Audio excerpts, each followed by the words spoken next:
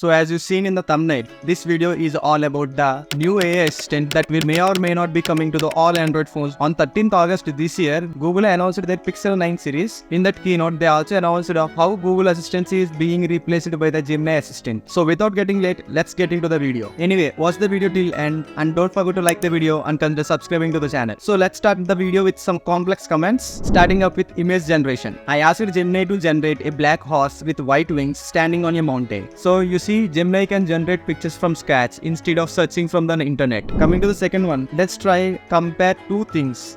For example, if you want to buy a new smartphone in the upcoming sales, let's ask Gemini to compare two phones. And the prompt is compare Google Pixel 8 Pro against Samsung Galaxy S24 Ultra. Now let's see how Gemini handles when I stumble the commands. For example, if I prompted like set a timer for 5 minutes instead of 5 minutes, set a timer for 10 minutes. Most of the times, this does not giving a chance to prompt my second command.